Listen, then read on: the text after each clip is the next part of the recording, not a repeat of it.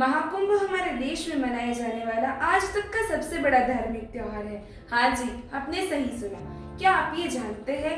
क्या आपने कभी ये सोचा है कि महाकुंभ क्यों मनाया जाता है, कब मनाया जाता है और कैसे मनाया जाता है? तो आइए जानते हैं मेरे साथ। महाकुंभ केवल हमारे देश में ही नहीं मगर पूरी दुनिया में सबसे बड़ा मनाए जाने वाला धार्मिक त्योहार एवं आयोजन है, लेकिन उसकी जड़ें पौराणिक कथा और आध्यात्मिक मान्यताओं के साथ जुड़ी है। तो आज मैं आपको बताऊंगी महाकुंभ और उससे जुड़े रोचक तथ्यों के बारे में। महाकुंभ का इतिहास पौराणिक कथाओं से जुड़ा है और माना जाता है कि जब अमृत पाने के लिए देवता और दानवों के बीच समुद्र मंथन हुआ था, उसी दौरान उसमें से अमृत कलश निकला और उसी अमृत कलश के कारण देवता और दानवों के बीच विवाद शुरू हो गया। तो देवताओं ने उसे असुरों से बचाने के लिए अलग अलग 4 जगहों जैसे कि हरिद्वार, प्रयागराज, उज्जैन और नासिक जैसी अलग अलग 4 जगहों पर उसे छुपाया और ऐसा कहा जाता है कि उन 4 जगहों पर अमृत की बूंदें गिरी। उसी कारण उन 4 जगहों को महाकुंभ के आयोजन का स्थान माना जाता है।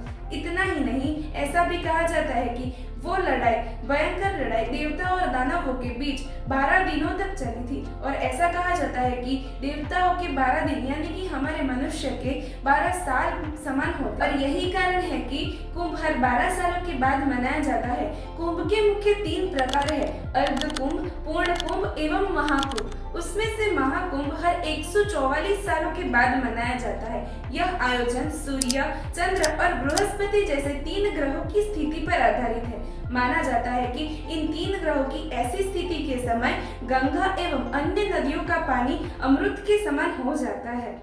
महाकुंभ केवल एक धार्मिक आयोजन नहीं है, मगर ये एक आत्मा की शुद्धि का पर्व है। ऐसा माना जाता है कि महाकुंभ के दौरान गंगा, यमुना एवं अदृश्य नदी सरस्वती के संगम स्थान पर स्नान करने से हमारे सारे पाप धुल जाते हैं और आत्मा की शुद्धि को मोक्ष की प्राप्ति होती है। आधुनिक युग यानी कि 2025 के महाकुंभ ने हमारे भारत की आयोजन क्षमता को सबके सामने रख दिया है। करोड़ों की भीड़, स्वच्छता, चिकित्सा और सुरक्षा को देखकर सब दंग रह गए हैं।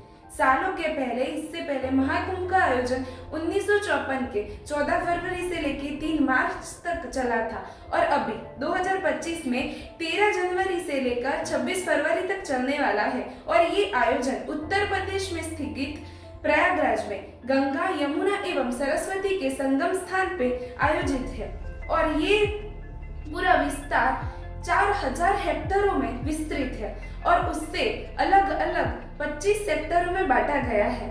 महाकुंभ के सफल आयोजन के लिए प्रशासन ने बहुत ही सुरक्षा के लिए कड़ा इंतजाम किया है। संगम स्थान पे स्नान के लिए श्रद्धालुओं की सुविधा और सुरक्षा को मुद्दे रखकर हजारों सुरक्षा कर्मी और स्वयंसेवक तैनात खड़े हैं। एक ऐसा अवसर है जब पूरे भारत के अलग अलग अखाड़ों से साधु संत एकत्रित होते हैं। नागा साधु जो अपनी कड़ी से कड़ी तपस्या के लिए प्रसिद्ध है, वो सब अपनी उपस्थिति दर्ज कराते हैं और यह एकमात्र ऐसा अवसर है जो पूरे भारत की संस्कृति और परंपरा को जोड़ता है।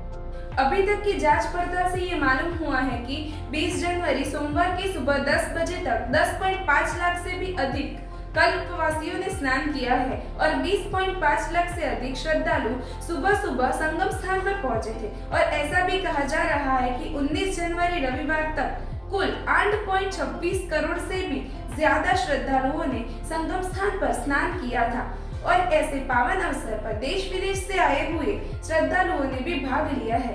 और मैं यही कहूंगी कि महाकुंभ हमारी आस्था, परंपरा और हमारे जीवन का सबसे बड़ा उत्सव है।